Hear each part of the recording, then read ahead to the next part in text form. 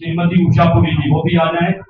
उनकी आशीर्वाद से स्वामी जी ने कृपा की हम पर, और 2009 में स्वामी जी 25 जुलाई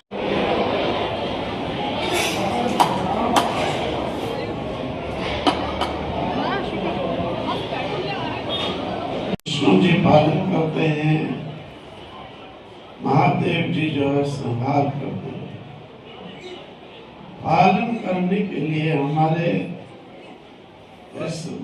अच्छे हम लोग अच्छे बोले कि मैं स्नातक सभा के प्रधान वाले जी उनकी क्या बात है, उनकी समिति का सबको जोड़कर सबको लाने वाले, सबको जोड़ने वाले, हर तरफ का साथ देने वाले इस कुंज धर्म नगरी के स्नातन सभा के प्रधान जी का मैं बार बार स्वागत करता हूँ।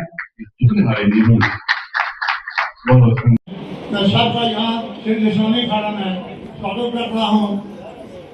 आज भी मेरे जो व्यक्ता से उन्होंने श्री गोस्वामी खाड़ा के बारे में काफी कुछ कहा। मैं एक दो बातें कहूँगा। वर्ष की भूमि पर देवताओं का अवतार होता है। समय समय पर यदा यदा धर्मस्य ग्लानिर्भवति भारत, भगवान कहते हैं हे भारत, अर्जुन जब जब भी इस पृथ्वी पर धर्म की हानि होती है मैं अवतार लेकर आता हूँ, अधर्म का नाश करता हूँ, धर्म की स्थापना करता हूँ। भगवान श्री राम मर्यादा पुरुषोत्तम नाम से अवतार ग्रहण किए और संतों का प्रया करके प्रयास होता है कि जन जन तक हर एक के जीव को जगाया जाए और बढ़ चढ़ करके भगवान राम के द्वारा अनुकरण किए हुए कि किस प्रकार से एक पिता पुत्र को रहना चाहिए। राम जी को वनवास हो रहा था, उधर पिता की राजगद्दी पर बैठा रहे थे, उधर पिता से आज्ञा हुई नहीं वनवास। ऐसे आज्ञा पालन पुत्र पिता के बीच में होना चाहिए। और भ्रातृ प्रेम को दर्शाते हुए भगवान श्री राम ने क्या लीला की, एक पत्नी व्रत के लिए उन्होंने सीता को राक्षस रावण के द्वारा ले जाने पर भी कितना प्रयास किया, कैसे पत्नी की रक्षा करना पति का धर्म है। सारे जगत को ये उपदेश दिया। ये नहीं कि थोड़ी सी मिस्टेक हुई, थोड़ा कुछ हुआ तो जैसे आजकल के लोग पत्नी को धक्का दिया, चलो दूसरी शादी तीसरी शादी। ये पत्नी धर्म इस प्रकार से क्या उपदेश सीता जी के प्रति श्री राम ने स्वयं अनुकरण करके राक्षसों का वध करके ये पत्नी धर्म को पालन का उपदेश देने के लिए किया। और भगवान श्री राम के द्वारा राज्य धर्म की मर्यादा को स्थापित करते हुए भी संसार को उपदेश दिया।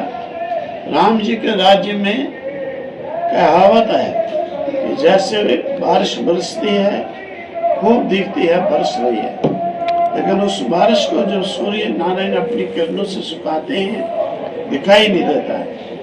इसी प्रकार से राजा को भी जो पब्लिक से कर है वो कर ऐसे लेना चाहिए कि पब्लिक को मालूम ही नहीं पड़े, कि पब्लिक दुखी ना हो राजा से। इस प्रकार से भगवान श्री राम के राज्य में धर्म पूर्वक मर्यादा पूर्वक पालन होने के कारण भगवान राम के राज्य काल में त्रिविध जो ताप है, आध्यात्मिक, अधिभौतिक, अधिदैविक, कोई भी दुख होता ही नहीं था। और पिता के होते पुत्र की मृत्यु नहीं कभी होती थी, छोटे की मृत्यु कभी बड़े के होते नहीं होती थी। इस प्रकार से धर्मराज भी भयभीत रहते थे। तो जगत को उनकी मर्यादाओं, उनकी लीलाओं से उपदेश लेना चाहिए और शुद्ध जीवन की पहचान करनी चाहिए। स्वामी जी, क्या लगता है कि ऐसे प्रोग्राम कराने से क्या लगता है कि लोगों के जीवन में खास करके अपने धर्म के प्रति कितना परिणाम है? जीवन में एक तो बात ये है, मेरा ये पर्सनल अनुभव है कि विशेषकर यंग बच्चे इनको जोड़ना चाहिए। क्यों? जहाँ पर भी मैं देखता हूँ कि जो जुड़े हैं उनमें कोई क्राइम नहीं, कोई ड्रग्स नहीं, कोई नशा नहीं।